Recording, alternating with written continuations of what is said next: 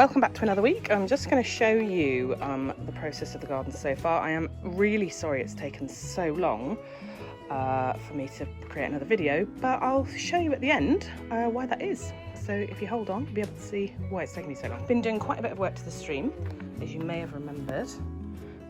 It's now all been, I had to drain it and reseal it because the water was going stagnant because it had taken me so long.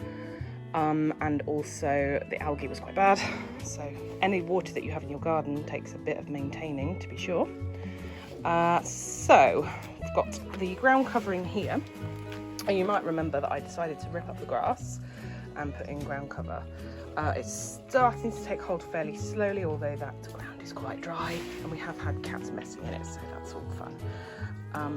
Anyway, so go down the garden. I have been buying lots of begonia because, to be honest with you, I think they're the next greatest thing. This one's called Burning Embers, and if you look at it, if you look at the back, they're really beautiful, bright red leaves at the back and this lovely veination here.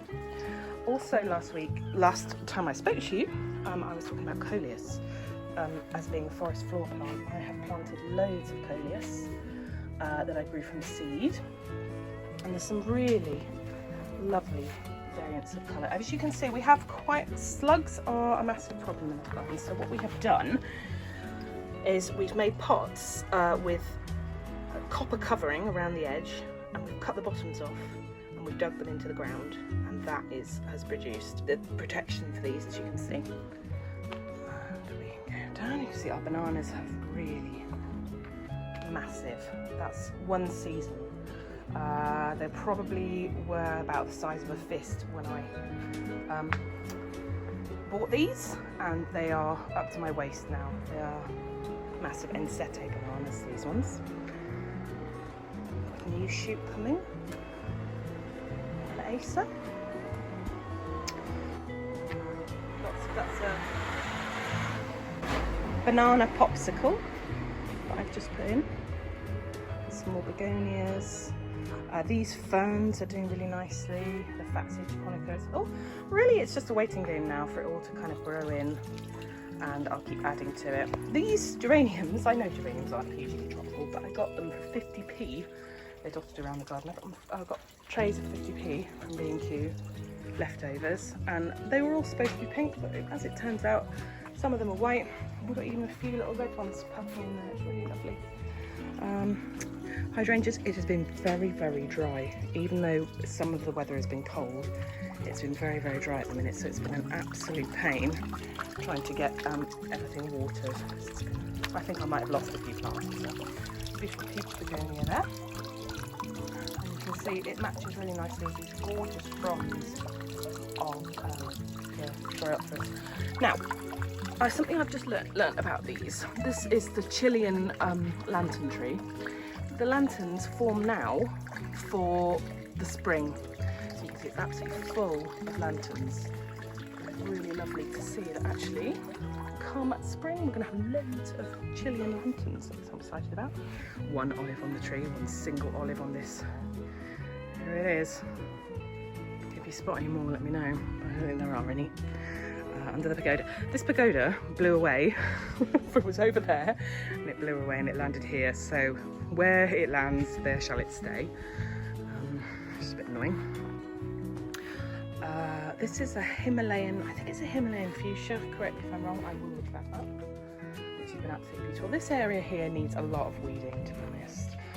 There's lots of bits and pieces coming out I need to deal with.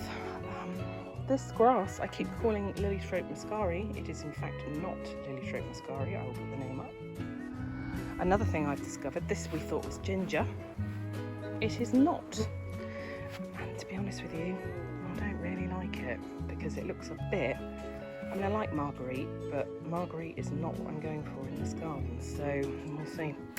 Planted some corn here, and now we have a few ears of corn coming up. You can see some lovely ears of corn coming through. This plant I rescued, I think it's a Formium, but I'm not really sure. I rescued from outside one of my neighbours' houses, chucking it out.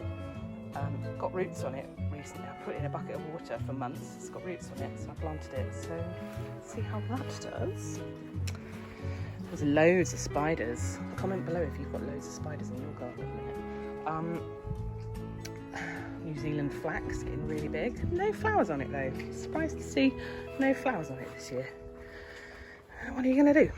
Look, I've just planted some Photina. This is a Photina Louise, and it's absolutely lovely. It has the variegated pink that comes through. It's very different kind of Photina. My bamboo's coming up. I'm really hoping that goes well. This has been a bit of a disaster. So we've had really dry, hot weather, and these eucalyptuses have been sat out in the sun. So if you've got any experience with eucalyptuses, do you think they're going to die? I think they might die. We'll see. My lovely mum bought me this monkey puzzle tree, and I can't decide where to put it. I think I'm going to put it in this part here. I've been clearing it because it's absolutely full of weeds, and it's been really quite terrible. But there's some lovely things in here. So we've got some white fuchsia.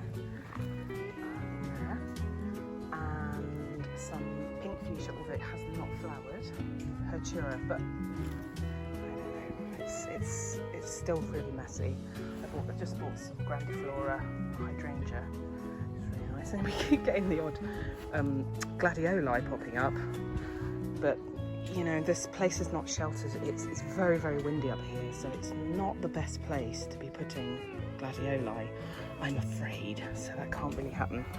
So I have been pulling a lot of them out, but I will leave that on because it's still standing, and if it does fall over, I will put it in a vase inside.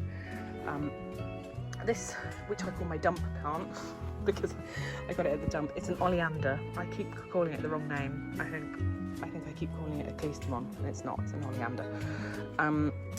I got that from the dump, and it's really doing well. One of the tips that I learned was take the old dead yellow leaves, which is what I've been doing, same as you would a hydrangea, not a hydrangea, a rhododendron, pull them off and then put them around the base to help with fertilising it. And it's had chicken manure pellets and all the rest of it, and it's looking really healthy now. It's going quite well. Look, don't tell me off, but I have bought another tree fern, and this is where it's going to go, in this lovely sort of foresty area, because there's a little bit sort of a canopy here. So I have bought a beautiful tree fern, and I have bought a lovely Japanese, can't remember the name, I will put that below, fern. It's like a purple, it's purple painted fern, something like that. Hydrangea there. A couple of hydrangeas I put in just because they do all right in a sort of dappled shade, and it will give it a splash of colour. Now, I've just bought this. Look, I know, I should stop saying I've bought stuff, but I have. This is a toad lily, which is such a bizarre name for such a beautiful rainbow coloured, what looks like an orchid, very tropical. I'm going to get a few more of these, I think, and have them in this area, because they do really well in shade, and don't they just brighten up a really shaded area? It's really dark and it looks flowers and flowers. It's really lovely. A Fatsia japonica I picked up for £4. Thank you very much. In the Range, good old Range Garden Centre. I used to be there all the time. Hardly ever go there now anymore since I've moved. Another grandiflora, not looking very grand, but it was half price. So now is the time to pick up some half price flowers. This bit, I have weeded all this. Needs a bit more. I have weeded it. My new favourite thing is salvia. I've just bought these. My good friend Sandy used to have these in her garden, so I kind of got these remembering how she had her garden. This is my giant Viper's bug loss. So this time next year, this will be great big spears of flowers full of bees. So keep you posted with that one. Crazy. Planted a little bit down here. Got some salvia joy, and I have some more salvia. I'm a fan of those. Can't remember this one. Primula, isn't it? Primulus? Can't remember. Varieties here. A bit later on today, one of my jobs is to sand and stain this decking. And here, oh, loads of tomatoes come in. Absolutely gorgeous. I have, oh, I just walked into a spider. Oh my god, it's so brave of me. Oh, I can't stand them. Right, so here is, oh, another one. Oh god, awful. I think I'll get used to that garden. A loofah coming on here. Look at that. I don't know if there's enough time left in the season for that to actually grow properly, but at least I can say I got one. And then this is what it's taken me so long, is my absolutely gorgeous taverna I built. So it was taking me a long time, and I'll talk you through it pretty quickly. I had to tile it. I haven't finished. That's another job for today, is to finish the edging, but obviously I need to get my angle grinder out to do that. And then I made these posts, and I had to get these big bits of wood and bolt it all together and put these lovely slats that I made, which actually weren't long enough, so I had to fiddle about a bit and have them sort of on top rather than slotted in like I wanted to. But anyway, it works quite well. And I got these lovely festoon lights. They were from Amazon, and they were only, well, I say £30. I've heard of Lights for Fun being somewhere to buy festoon lights, so next time I probably will get them from there. However, they do have, they are solar powered, which is really, really handy because I don't have to do anything. And my lovely mum got me this beautiful little light from Robert Dias, I think it is. And that's a lovely light that comes off that. Look at this. This is my wisteria coming over the edge. This is going to be an area, this is what I call my catio.